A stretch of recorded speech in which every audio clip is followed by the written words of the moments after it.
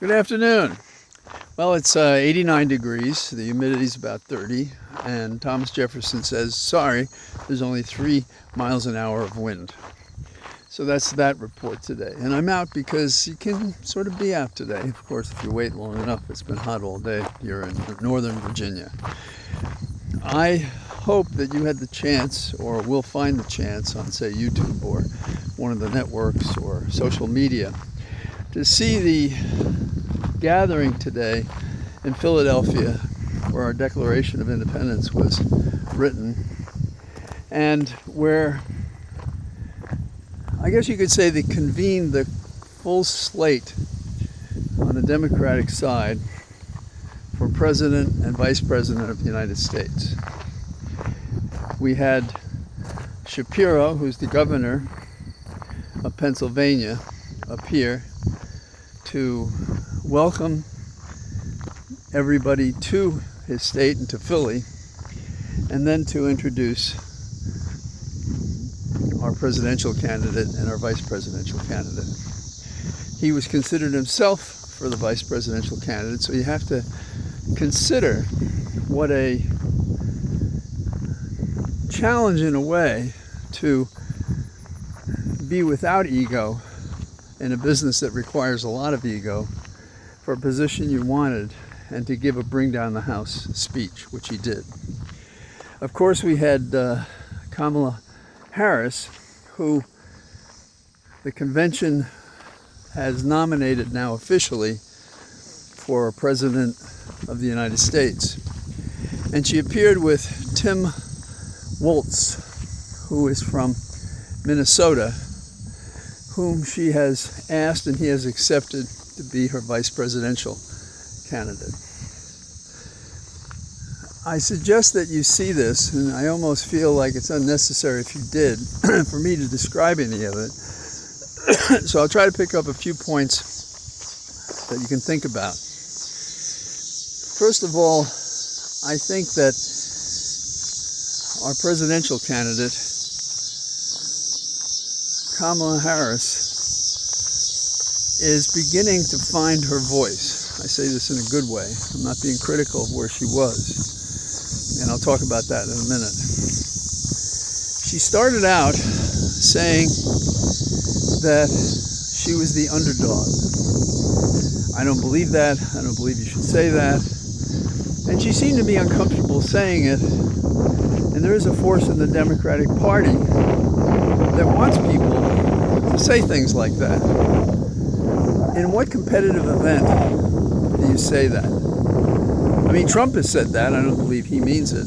I believe that she didn't mean it because it didn't seem her heart was in it. She's best when she's authentic. We talked about this stuff the other day.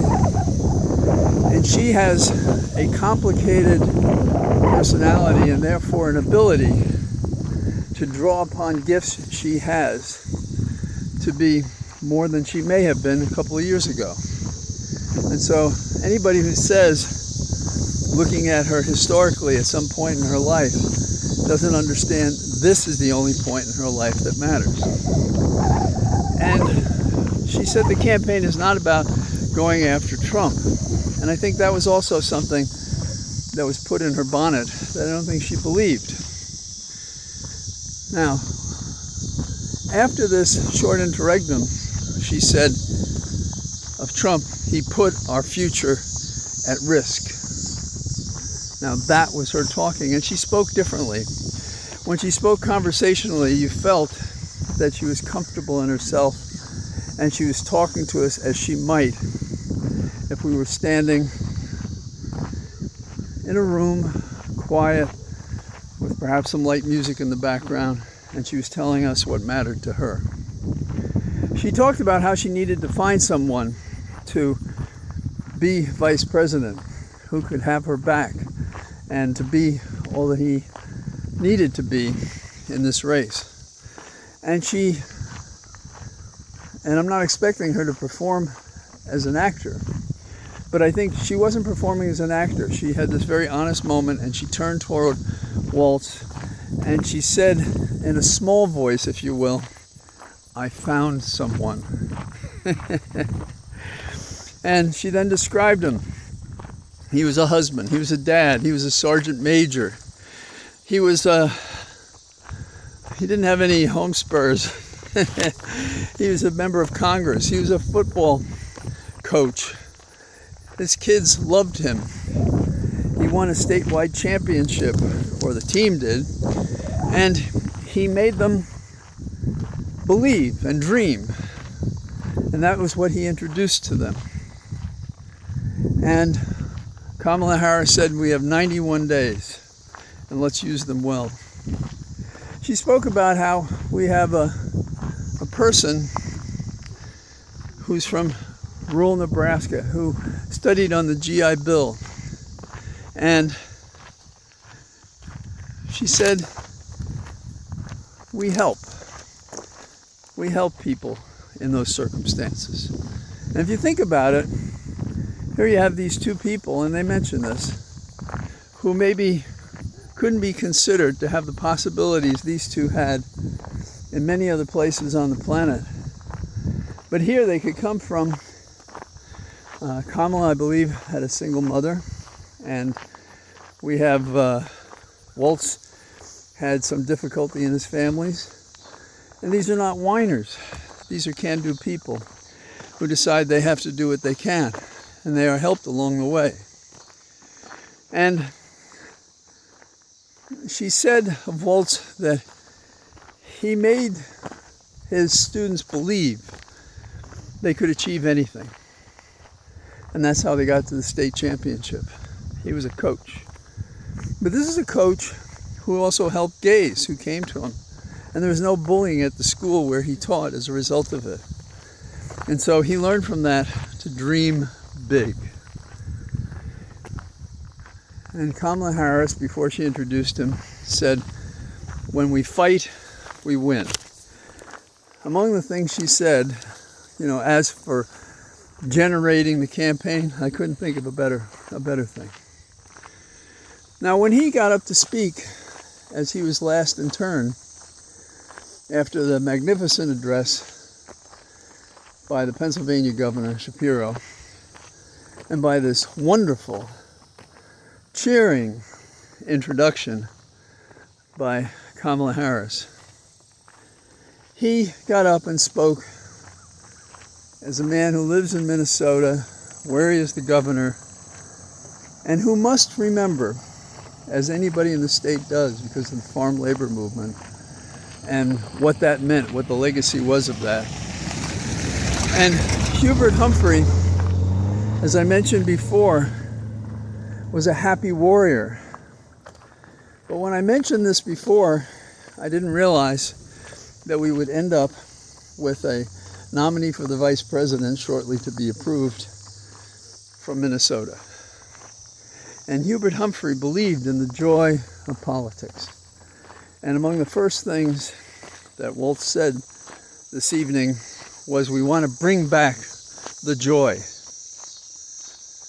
And he said that when he had been on the Hill, what he learned was the art of compromise without compromising my values.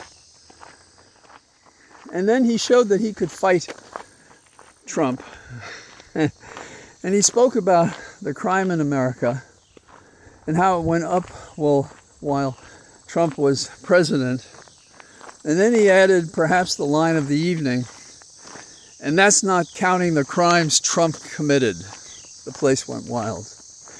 Now, when I say the place went wild, it's really hard to distinguish exactly when it went wild because it was cheering and chanting all the time. I've been in a lot of public proceedings with people in campaigns, including the National Convention, and this is a standout. This wasn't at the convention, it was in Philadelphia, and it was a rolling out of a partnership that you don't see done this way at a convention. It was earthy, it was inspiring, it was exciting, it was fun, it was believable.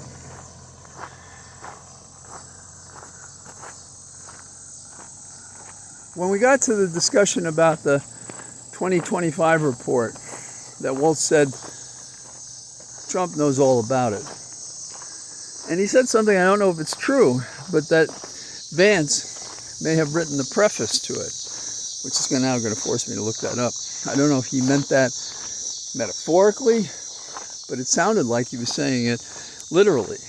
And that would sort of put the tail on the donkey, don't you think? And he said that he was looking forward gleefully to debating Vance, comparing his roots, that is Waltz's roots, as working on a farm with Vance's background, and the schools that Vance went as compared to Yale, and the combination Vance has with all these venture capitalists to distinguish one from the other. And so, who do you think knows about what the voters want? That's what he said. And he said, mind your own damn business, which is the keystone for what is wrong with the 2025 report, because it takes away all the freedom. And Beyonce's freedom song was played. And so it's very hard to describe what happened and to give it its full value. And so that's why I recommend that you go see it.